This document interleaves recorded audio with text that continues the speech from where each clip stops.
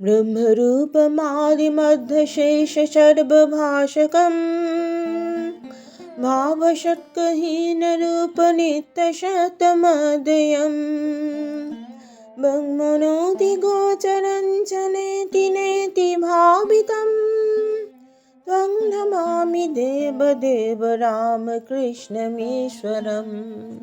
নমস্কার, আপনাদের সকলকে আমার চ্যানেলে স্বাগত। শ্রী শ্রী রামকৃষ্ণকে আমার সশ্রদ্ধ প্রণাম জানিয়ে, শ্রী শ্রী মা এবং স্বামী বিবেকানন্দকেও আমার ভক্তিপূর্ণ প্রণাম জানিয়ে আজকের পাঠ শুরু করছি। রামকৃষ্ণ কথামৃতের পঞ্চম খণ্ডের দ্বিতীয় পরিচ্ছদের শেষ অংশ। নরেন্দ্র প্রভৃতি নিত্যসিদ্ধ, তাদের ভক্তি আজন্ম। অমৃত ত্রৈলোক্যের প্রতি। নরেন্দ্র, রাখাল টাখাল এইসব ছোকরা, এরা নিত্যসিদ্ধ, এরা জন্মে জন্মে ঈশ্বরের ভক্ত। অনেকের সাধ্য সাধনা করে একটু ভক্তি হয়, এদের কিন্তু আজন্ম ঈশ্বরের ভালোবাসা, যেন পাতাল ফোঁড়া শিব, বসানো শিব নয়। নিত্যসিদ্ধ একটি থাক আলাদা, সব পাখির ঠোঁট বাঁকা নয়, এরা কখনো সংসারে আসক্ত হয় না, যেমন প্রহ্লাদ। সাধারণ লোক সাধন করে, ঈশ্বরেও ভক্তিও করে, আবার সংসারেও আসক্ত হয়, কামিনী কাঞ্চনে মুগ্ধ হয়। মাছি যেমন ফুলে বসে, সন্দেশে বসে, আবার বিষ্ঠাতেও বসে, সকলে স্তব্ধ। নিত্যসিদ্ধ যেমন মৌমাছি কেবল ফুলের উপর বসে মধু পান করে, নিত্যসিদ্ধ হরিরস পান করে, বিষয় রসের দিকে যায় না। সাধ্য সাধনা করে যে ভক্তি, এদের সে ভক্তি নয়। এত জপ, এত ধ্যান করতে হবে, এইরূপ পূজা করতে হবে, এসব বিধিবাদীয় ভক্তি।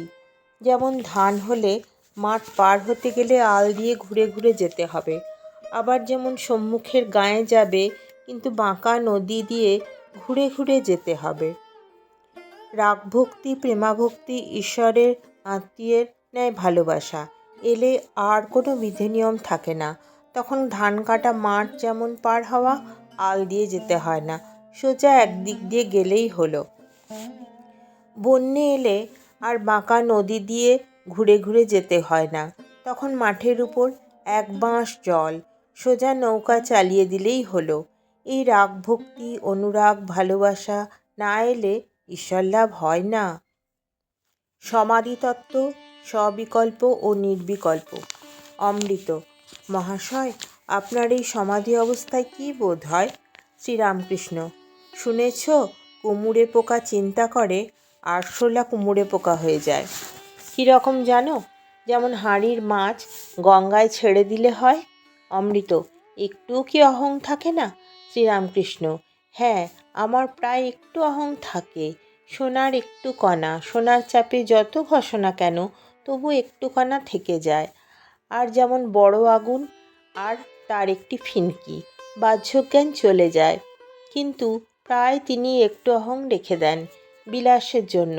আমি তুমি থাকলে তবে আস্বাদন হয়।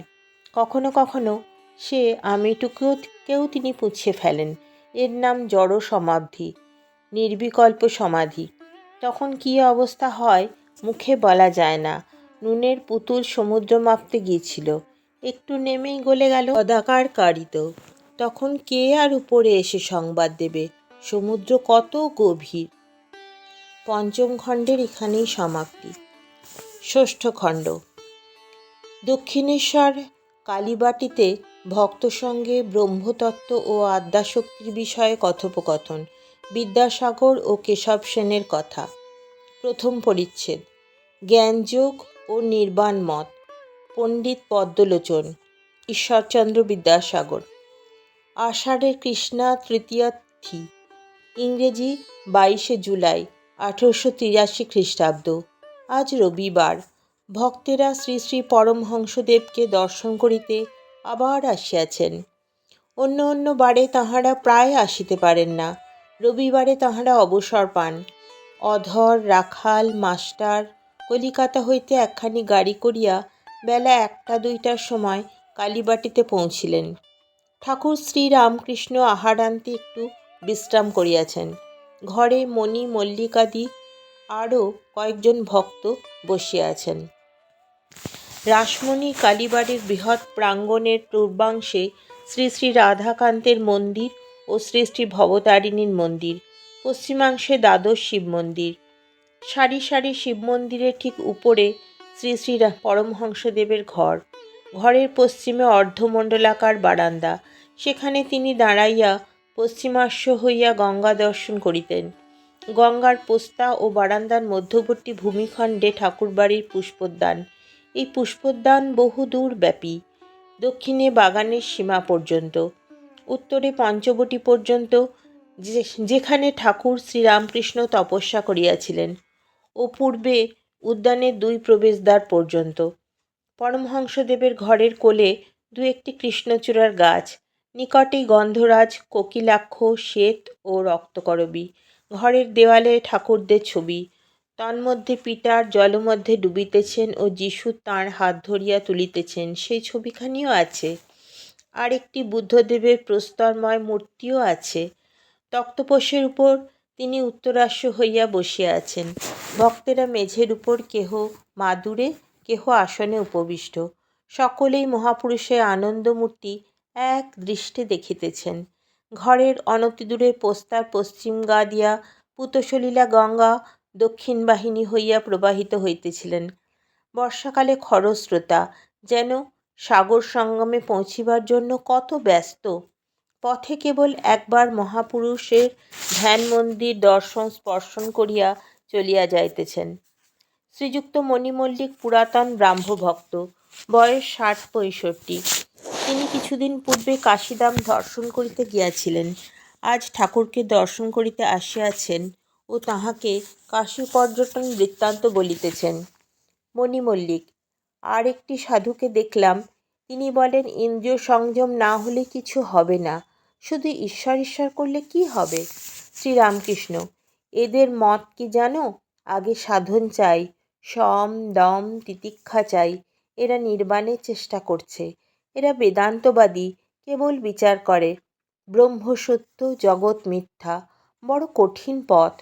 জগৎ মিথ্যা হলে তুমিও মিথ্যা, যিনি বলছেন তিনিও মিথ্যা, আর তাঁর কথাও স্বপ্নবৎ। বড় দূরের কথা। কীরকম জানো? যেমন কর্পূর পোড়ালে কিছুই বাকি থাকে না, কাঠ পোড়ালে তবু ছাই বাকি থাকে। শেষ বিচারের পর সমাধি হয়, তখন আমি, তুমি, জগৎ এসবের খবর থাকে না। আজকের পাঠ এই পর্যন্তই। ঠাকুর শ্রী শ্রী রামকৃষ্ণ, শ্রী শ্রী মা এবং স্বামী বিবেকানন্দকে আমার ভক্তিপূর্ণ প্রণাম জানিয়ে এই পাঠ শেষ করছি। আপনারা সকলে যে এতক্ষণ ধৈর্য ধরে এই পাঠ শুনলেন, সেজন্য আপনাদের সকলকে ধন্যবাদ। ধর্মহানহারকং তধর্ম কর্ম বারকং লোকধর্মচারণঞ্চ সর্বধর্মকোবিদম ত্যাগি সব্য নিত্য পাবনং হৃপঙ্কজম ত্বং নমামি দেবদেব রামকৃষ্ণমীশ্বরম तं नमामि देवदेव रामकृष्णमीश्वरम् तं नमामि देवदेव रामकृष्णमीश्वरम्।